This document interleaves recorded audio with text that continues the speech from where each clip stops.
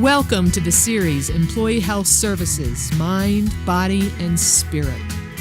Employee Health is a section in the City of Albuquerque's Risk Management Division. Its mission is to promote a sense of community and increase wellness among city employees and their families by providing education and counseling about physical and mental health. And now, Mind, Body, and Spirit. Hi and welcome. My name is Dr. Julia Bain. It's Mind, Body, Spirit, and today we are talking to the Deputy Director of the Environmental Health Department here at the City of Albuquerque, Dr. Mark DiMenna. Welcome to the show. Thanks. It's great to be here. It's so good to see you. To talk about a very dangerous animal, the most dangerous animal on the planet, the mosquito. That's my favorite line of our pre-production meeting.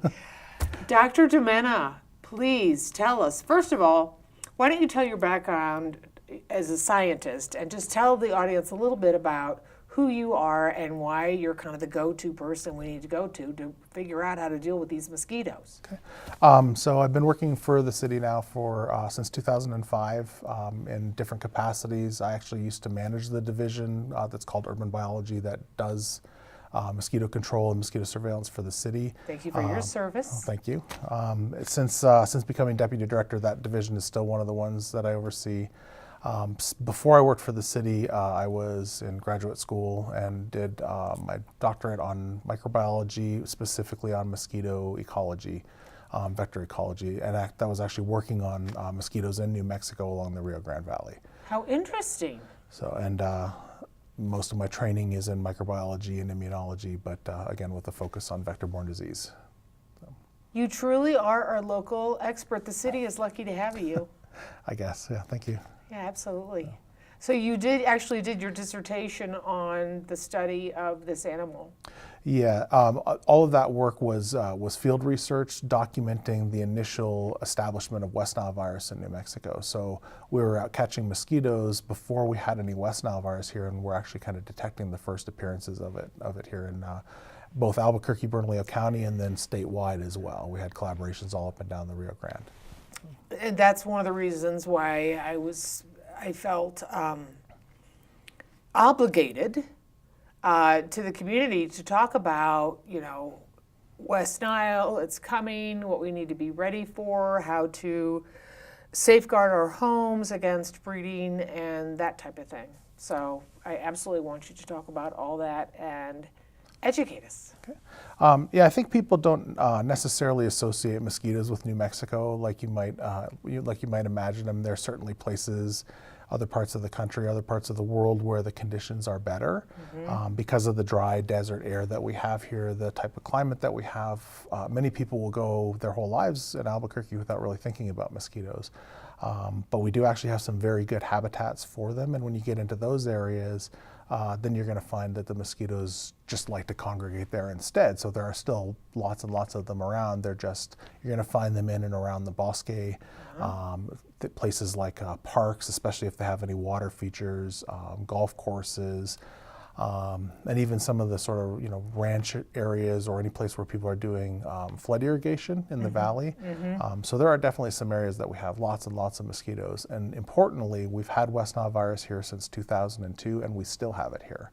So even though it's not really the media darling that it used to be, the news doesn't cover it as much, it's not as much on people's minds as it used to be, but we do still get cases here every year. And we've had some fatal cases even in recent years. So it's still very much an important public health concern for us. We're doing our best to make people aware of it and to try to manage the mosquito risk so that we keep those cases to a minimum. Right, and before we went on air, I told you that I grew up in St. Louis, Missouri, which was quite humid. And we get mosquito bites all the time. And what we used to do when we get a mosquito bite is we had this technique called crisscross applesauce, just in case anybody wants to know. You get a mosquito bite, you take your fingernail, you go like this and dig your nail into the mosquito bite, then you turn your finger and go and make a cross, and it's so painful that it stops itching. Just a little childhood trick. And you told me, what was the explanation for that as a scientist, why that works? So when mosquitoes land on you, the first thing they do when they're going to bite, as soon as they put their proboscis into your skin, before they even start to take blood, they actually are injecting part of their saliva. Your blood will clot around the point of entry where the mosquito is biting. If they don't do that, it has anti-clotting factors in it. So it keeps your blood liquid so that it stays that way long enough for them to drink their fill. It's Little called a blood vampires. meal. Yeah, drink their fill. Yeah. So one of the things that we did as well, and spending a lot of time camping, and I grew up near Michigan, and they always talk about it being the state bird of Michigan is the mosquito. If you get a bite, right after you realize that you've been bit, you can squeeze it really hard. Like imagine like squeezing a pimple, and you can see a drop of plasma, that's that clear fluid come out. And sometimes that'll carry out some of the antigens that the mosquitoes injected, all of the little proteins that are in its saliva, and it also pushes out a little bit of what your body's sending to react to that causes some of the itching. So it's not foolproof, but it can kind of cut down on some of the itching. So If you get bit by 1,000 mosquitoes at one time, that gets to be a little bit of a chore, but 1 or 2 bites, it does kind of work. So you had a childhood trick too. Yeah, but it was just a part of being outside. In that part of the country, it's there is no place that doesn't have mosquitoes. They're just everywhere. So, Did you have the mosquito trucks that went down your streets in your neighborhood spraying out the poison? Because we did. I had a neighbor, who used to chase that truck. It's true. When the mosquito trucks came, everybody ran inside. And I mean, they blew out smoke and fog. And this one kid on his bike, he used to follow, I don't know if he liked the way it smelled, but I always thought to myself, I wonder what happened to that kid. yeah, that's not. And I've heard stories like that where people, were sort of deliberately exposing themselves to this pesticide. I mean, it's designed to kill mosquitoes, not people. At those doses people were getting, probably, they got up and did it again the next time, so they're clearly surviving it, but probably not a great exposure. I think a lot of it now we know more about pesticides, so we try to be, much more careful. And certainly, the thing that really strikes me, having overseen a program that does mosquito control for many, many years, if I knew that we had staff that were just continuing to drive and continuing to do that spraying while kids were piling in behind them, I would be really concerned. So.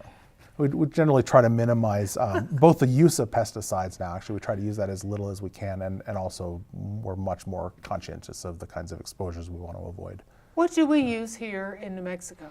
So we try to rotate things to avoid resistance, but the sort of go-to product for us, we use what's called synthetic pyrethroids.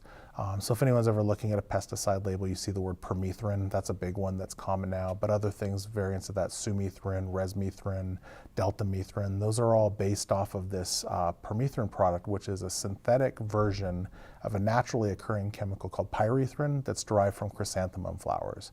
So that has a natural insecticidal property. So it's not quite as deadly to people? Well, it's strongly concentrated and mixed with some other ingredients, so it's definitely not something you'd want to be exposed to if you didn't have to. Okay. But it's not, the doses that we use for insects is not harmful to humans in small amounts.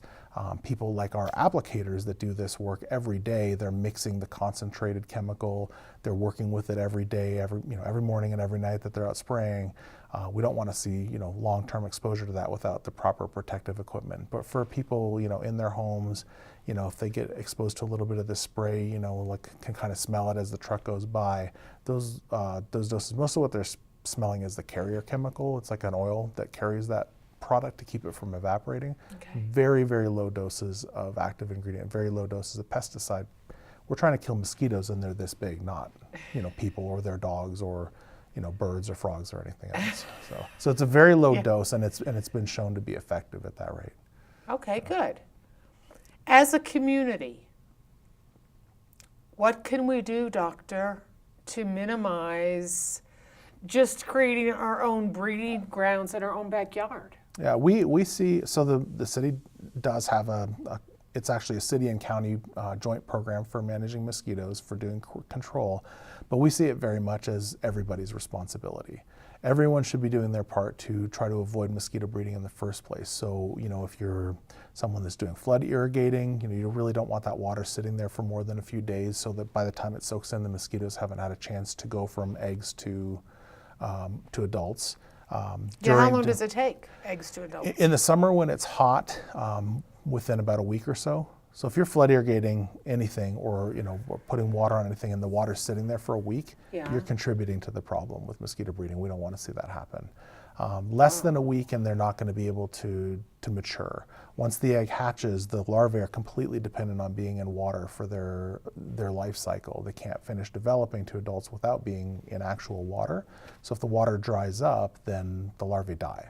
Some of the eggs can survive in mud or dirt, and when they're rehydrated, they can start to breed again. So we do kind of worry about, sort of a dry and re-soak type of thing like we see when we have monsoons here. But as long as people aren't doing things to contribute to that, a lot of it that we concern ourselves with is artificial containers. So things like bird baths or a wheelbarrow or a horse trough or anything, even like a little backyard decorative pond, if it's holding water and the water's not clean, then mosquitoes are going to find it. They're going to lay their eggs in there. There's going to be breeding going on, and that's just contributing to the problem for everybody else. It's going to keep mosquitoes close to where you live if you're breeding them there, because they're very happy to stay next to the water, especially in a desert. And they bring all kinds of health risks and the nuisance factor as well. I just thought of a song. Love that dirty water. Bum, bum, bum. Ba-na-na. I was trying to think of a song about insects. I couldn't think. So dirty water. If you have clean water, a mosquito it doesn't want to lay its eggs. So yeah, something like a hot tub, swimming pool, bird bath, if it's got water in it that's clear, you can see the bottom, there's nothing in it, that's okay. Okay. So if we see a bird bath, we always suggest to people, you want to make sure that you dump it out once a week or more frequently, and preferably kind of scrub it to get any of the eggs that have been left by mosquitoes that might be in the gunk, the algae and stuff that builds up along the sides. Yeah. We don't want to see that there as well. So, give it a good scrub. The dog's water bowl, horse troughs, like I said, anything that's holding water, dump it out, scrub it, put fresh water in it, you're fine. If pools and hot tubs and that type of thing, or even little backyard ponds, are being maintained and the water's not green, then that water's not suitable for mosquitoes to live in. The mosquitoes aren't going to lay their eggs in chlorinated pool water. Why do they like the green? Do they feed off the green? So the larvae actually are dependent on that green stuff. There's organics in there, little bits of like plant material or bacteria, that Breakfast, type of lunch, thing. and dinner. Yeah. It's readily available for them, and they're in that growth phase of their life cycle where they need to feed constantly in order to grow and develop into adults. Oh my. So. And before, when you were talking about how they put their saliva into us, it's the saliva that carries the West Nile and the Zika and all the bad malaria, all the bad stuff. Is that correct? Yeah, that injection of saliva is carrying whatever, virus, or in the case of malaria, it's a parasite. Many of those pathogens require the mosquito as part of their life cycle to develop, especially malaria. Malaria is fascinating. It's got a very complicated life cycle. It has to go through the mosquito. And different parts of the mosquito biology kind of contribute to its development. Interesting. And then once it's ready, they actually pass it back out through their salivary glands and their saliva. When they inject it, it carries it into people. So, we often see people, I got bit by a mosquito, but I slapped it right away, so it shouldn't get me sick. But the minute that it starts its bite, that's when it's actually infecting someone, and then it takes its blood meal. How long does it take for it this is kind of a creepy question, but how long does it take for a mosquito to suck up all your blood, and how much does it take? How much blood does it take? So it's a more complicated question than it sounds like. It depends on the species, Okay. and it might depend a little bit on the host as well. So if it gets a good bite close to a blood vessel, where the blood's just really flowing through there, then it can, it's as fast as it can slurp it up. If it's, it's cold, your blood's flowing slow, or you've been eating barbecue all afternoon and you're half asleep anyway, maybe your blood slowed down a little bit. It might take it a little longer to take it, and then some species, they just drink faster. So it can be anywhere from less than a minute to maybe a couple of minutes, but they're very quick at it. Not like something, say like a tick, that can take its time and take that blood over the course of a day or two. So they're pretty, mosquitoes are incredibly well adapted at doing what they do. So they're really good at, landing, not getting noticed. One of the other things they inject in their saliva is a numbing agent. So you might feel that little tickle or that little poke as soon as they bite, But if you've ever looked down and seen a mosquito and it's just ready to pop full of blood and you can't figure out how you didn't notice it, they've actually numbed the skin there so that you won't feel them, you won't notice that they're biting. So they just have all of these adaptations that makes them great at being pesky little bloodsuckers. And makes them great at being the deadliest animal on the planet. Yep. When you told me that, that had never occurred to me before, but they are the deadliest animal on the planet. Yeah, they're literally responsible for millions of deaths a year, especially in the developing world. Millions. Just malaria alone. If you look at like sub-Saharan Africa, where malaria is still a huge issue, you're talking about hundreds of thousands of people dying every year from malaria, where access to health care, effective mosquito control, even clean water are just things that can't be taken for granted like we have here. So, they're still very much a public health, the probably top public health issue in the world, along with access to clean water. It's terrible. So we can go out and we can buy sprays and just spray ourselves if we're going to go on a hike, or we're going to be outdoors and it's the height of mosquito season, or it's dusk when they really like to come out and bite. Is that safe? Mosquito repellents?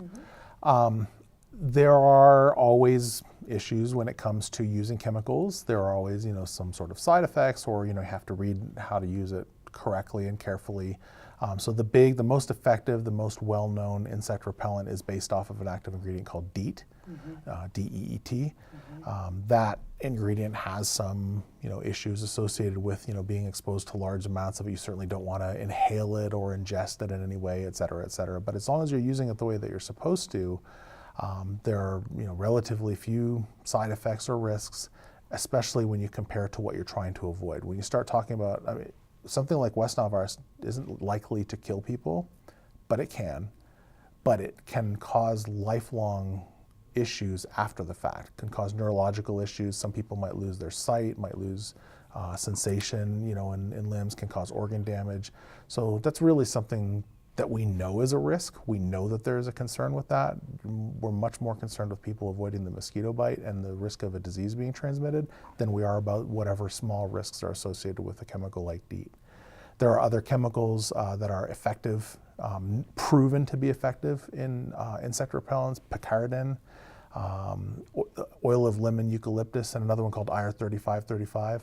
Those ones that have actually been shown to be effective, that's what people want. There's a whole sort of mythology about skin products that you can buy, certain perfumes, or lotions or whatever, like the all-natural type of products. If they're not proven to be effective through study, then you might as well be just putting mayonnaise on your skin. It doesn't necessarily have any effect. It's not what you want. Snake oil. Right. Remember the commercial where the guy used to stick his arm in the terrarium like this, and all the mosquitoes were biting him and biting him and biting him, trying to, but he had on the product. I thought that was a very good commercial, because it was just like, wow, I want to buy that stuff because I don't want them to bite me. Yeah, and that's what it's doing. It's acting as a repellent. So it's not a pesticide. It's not killing them if they land on you. They're just very, and you can smell that when you put one of those repellents on, how strong that smell is, and the chemical is much more potent to a tiny little mosquito that's very sensitive to chemical. They can sense your blood. They can sense the carbon dioxide that you breathe out. So they're very sensitive to that little bit of chemical that's coming off of there, and they don't want any part of it, so this won't land on you in the first place. It's like wearing garlic against vampires. I mean, they are like little vampires. That's how I've always thought of it. And interestingly enough, garlic's actually a pretty effective repellent. So, and there are some control mechanisms now, some control products that actually are based on garlic oil. So maybe there's some truth to the historical idea that vampires are killed by garlic. Transylvania, right? Okay, so do we need to be, I call it healthy paranoia, when you take care of yourself and you're cautious and you have, like you're like a cat and your ears are up and your whiskers are out and you're just alert. How careful do we need to be, winter, spring, summer, fall? Just how paranoid do we need to be about this problem? I don't think paranoid is the right way to go. I mean, we definitely want people to kind of be aware of what they can do to avoid contributing to mosquito breeding. Like we said, eliminating standing water, doing their part to manage that. Primary prevention. Yep. Okay. You know, we want people to be thinking about, you know, insect repellent or long sleeves, long pants, potentially just not being where mosquitoes are really active. I mean, if you really, you know, want to go for a stroll in the bosque, maybe don't go at dawn and dusk when most mosquitoes are very active. So just trying to avoid those risky behaviors in the first place that are going to put you at odds. But, you know, we know that there are diseases out there that can be transmitted by mosquitoes, even in North America, even in New Mexico.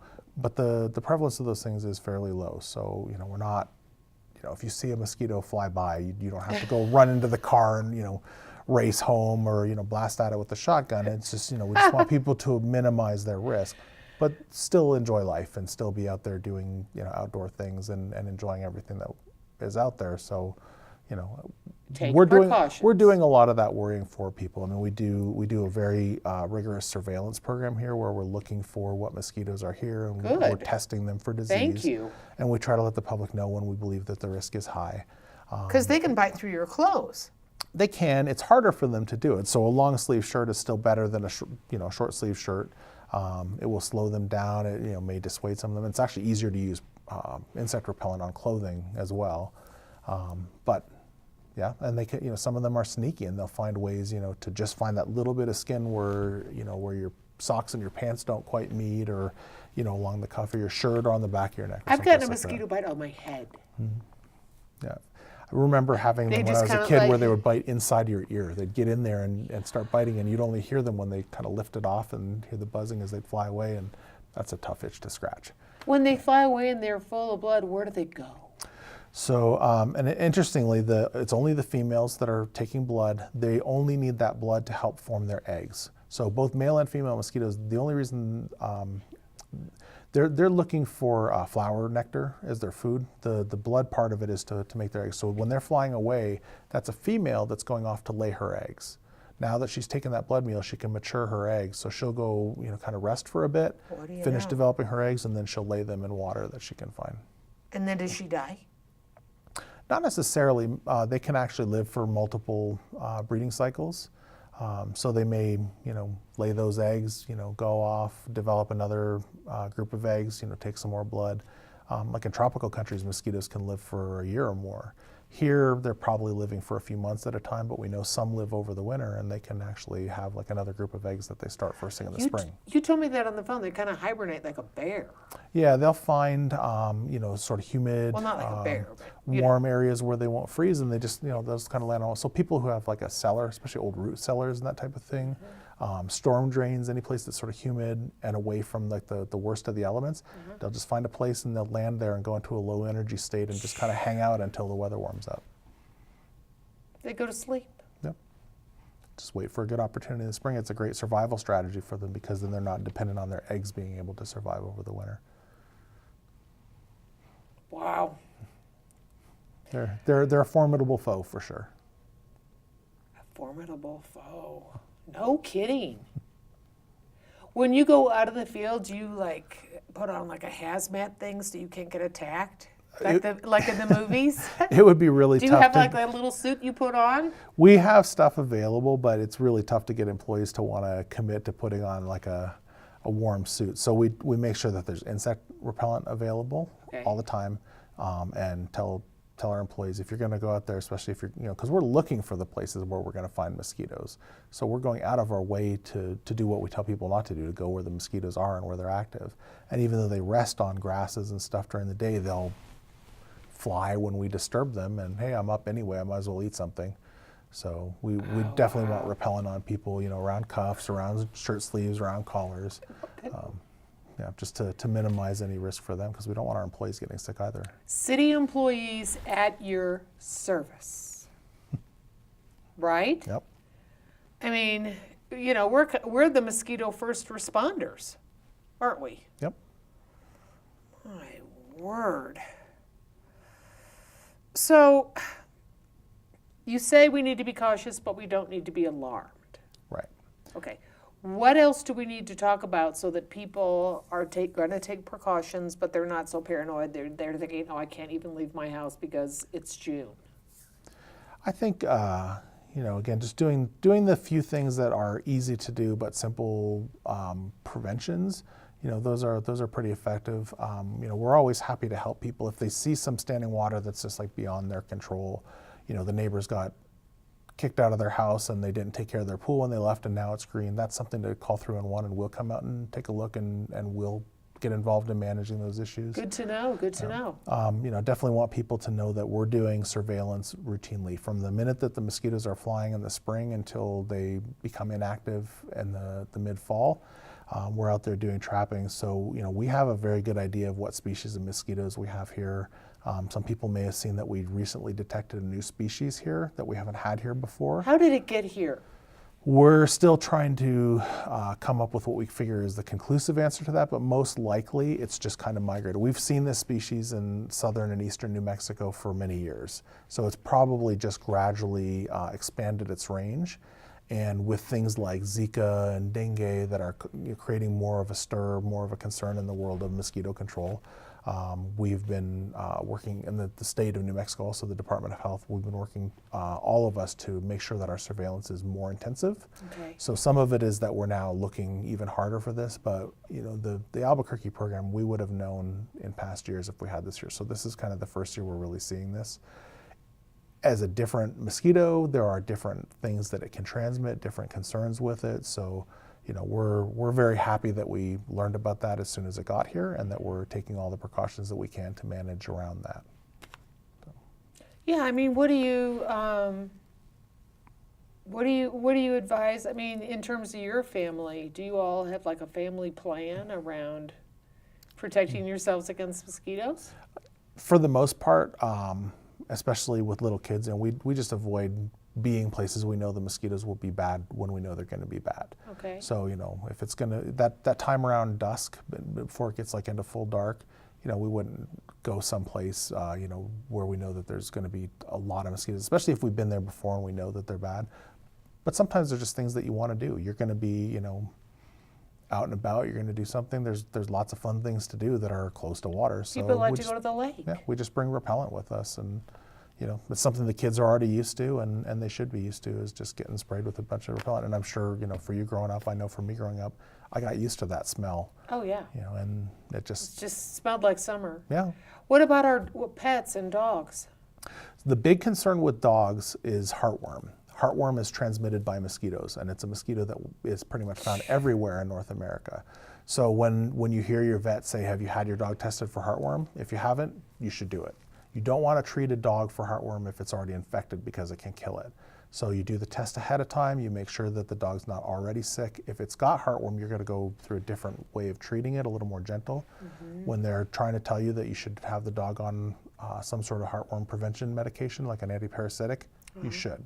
That's a real issue, and there's no reason that dogs should ever have heartworm, because we have a very effective set of medications that can prevent it. So mosquitoes, they bite dogs, they bite cats. Cats don't really have a whole lot that they need to worry about, other than they can get heartworm as well, but it doesn't seem to be as much of an issue as it is with dogs. It's amazing how they can just get through the dog's fur, get through their coat. Yeah. Well, and they'll find little areas, around their eyelids or their ears that are, easy to get to. Mosquitoes, they take the easy way anytime that they can. And we generally tell people, when it comes to dogs and cats in New Mexico, they should always, year-round, flea and tick control. We definitely have a concern here with plague still. Yeah. You do not want your dog getting a flea someplace while it's out on a walk and bringing it home if that flea might be infected with plague. That's even more of a concern than some of these mosquito-borne diseases. That's something that we are still very, very watchful for, and we do still get plague cases. In fact, New Mexico, unfortunately, gets generally the highest count of cases. Between parts of New Mexico and some parts of Colorado, we get the most plague cases of anywhere in North America consistently. So something we want to plan for. Good to know. We have 1 minute. I want you to come back and talk about bed bugs. I want you to come back and talk about all kinds of creepy things. Will you come back, Mark? I've got creepy crawly stories that, until people are bored of hearing them, so definitely. We never get bored hearing them. They're very exciting.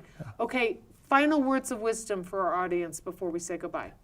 I think, again, just everything that we're asking people to do to kind of try to protect themselves, to do everything they can to minimize breeding, to let us know when there's something that's beyond their level of control that we can help with. Just be aware of the risks, enjoy life, around it. And we're out there watching when people can't be and doing our best to do control as well. Anything people have questions about or concerns about, call 311 and we're there to help. You're the best. Thanks. I look forward to talking to you again. Right. And you're the best too. Thank you for watching. This is Dr. Julia Bain. Until next time, be happy and be well. This has been Employee Health Services Mind, Body, and Spirit. For more information, call the City of Albuquerque's Employee Health Services at 768-4613. Let the Employee Health Services staff let you be your best at work, at home, and at play.